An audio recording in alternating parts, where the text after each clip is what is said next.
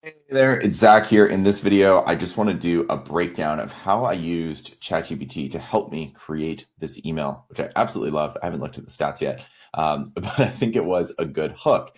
And one of the things I did is systematically use ChatGPT to help me with parts of it. Okay, so I want to break down how I'm using ChatGPT for emails like this, content ideas, and really how you can use it because I think a lot of people are trying to use it the wrong way. Now, I want to be abundantly clear about this, okay? I'm going to jump over to ChatGPT right now. Fantastic tool here. But I think a lot of people are in the mindset that they can just outsource everything to ChatGPT. And that is the wrong mindset because what that basically means is that if you are now trying to get all of your content from ChatGPT, then that means the AI has basically replaced you. And that means a person theoretically could go punch the same thing you punched into ChatGPT, which would, again, it's an AI program. It means that they could get pretty much the same result as the content you're giving them. So, my philosophy on how I'm using these tools is that if I have really templated stuff and I want to get a really good rough draft and I can get it to follow a template, then you know what? Absolutely use ChatGPT, right? And I've given examples of this in different programs that I've taught on using ChatGPT. But one of the main thing I really like to do with it is to help really like come up with ideas and then take what I'm already writing and make it better. So, for example, I actually use, and this was literally like I was thinking of, I took this picture of my dog last night, and I was thinking about how so many people in the context of this email, they just don't have the patience to try to get something working, meaning that they will go through this process of trying to launch something. They will actually then, they may launch it, but if it doesn't go like, and they're not making 1,000 sales a day within, a week, then they just give up on it. Right. And they get so struck. And this is what causes people to go from one opportunity to the next opportunity, the next opportunity, rather than just sticking on one thing. And it's sad because I've seen this happen over and over again where I'll work with someone, I'll get their offer running, and it was even in like working, and then they don't understand how to do Facebook ads, or they just like can't go on YouTube and look around for a few things. And it was partly my fault because I don't, anyway, that's a different story. But anyway, I took this and I thought of this, and it was late last night. I wanted to send an email, and so I thought like, what could I do to use ChatGPT to like kind of come up with this metaphor, right? And so I basically said, I went into ChatGPT. So I have this tool called Viola, which is great. I can press Control M, does the exact same thing. And I'll just show you. I'll go into the history here if I can find it. So I basically said, give me like 5 determination metaphors, right? And so I thought of like, because I was just trying to portray this point about a lion being determined, or something like just the point of determination, right? So I basically took this idea of determination as a lion never backing down from the hunt, right? And so that's what I did with this email right here. So he sits quietly, patiently, stalking his prey, knowing that a feast will come, no matter if it's right away or hours later, he will not move until he knows it's time. Many would think I'm talking about a lion waiting to jump a gazelle. No, no, no. In fact, I'm talking about our big, lovable dog, Brody, waiting to pounce on any scraps of food or dart a layer drops on the floor. Click the image below, right? So what I did here is I didn't know. I just I'm like, this dog is freaking determined, right? And although that might be obvious, what I'm trying to do is use the least amount of brain power I possibly can to like come up with ideas for stuff like that.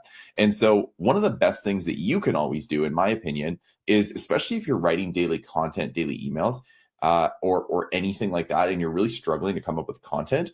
I mean, first of all, the best thing to do is just go look at your life and talk about what's happening in your life. Like that's the easiest thing, and relate it back. Like I literally related a picture of my dog waiting to get food dropped on the ground by our daughter, into the point about literally a successful funnel running, right? So you can turn anything as long as you're going into it with a creative idea. And if you're not, like, just get out and do some more fun, epic shit. Like that's what I'd recommend to do.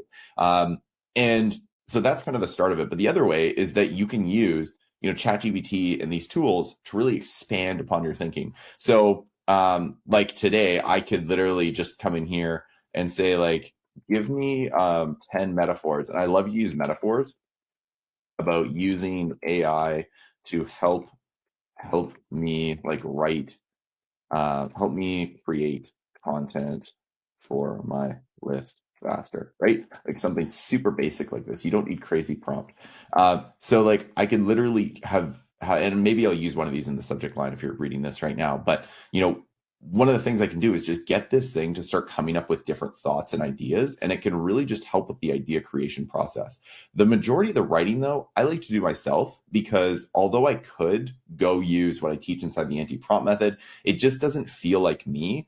And the most important thing with me and my clients and our customers and anyone in my world is having that relationship aspect, like being able to read my writing and be like, that's Zach. And it's very obvious for me if I go through and start using AI. And plus, I've been writing for so long, I just like doing it. If you don't like doing it, then maybe that's one thing.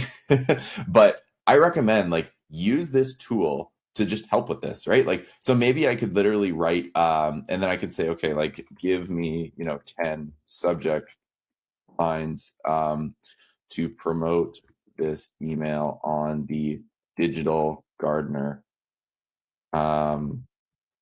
without without sounding like hype hypey or using exclamation points, because I freaking hate it when it does that. So you can just have so much like cultivating ideas. A digital card, yeah, like you could say like how I use digital gardening to, I don't know, I'm just like making this stuff up and having fun with it. But I could literally like start playing with this, and if I wanted to go deeper, I could say, okay, I like this idea, give me 10 more like this, right, that are more focused on having like an assistant. So I could, again, just to do this for theoretical, let's see if I can get one. Give me 10 more for having focused on topic on the seedling to full bloom subject line, with the focus of having a digital sidekick. Like, let's just see, just combine some ideas and have some fun with it. From your digital sidekicks role, right? With every seedling, there's a digital sidekick.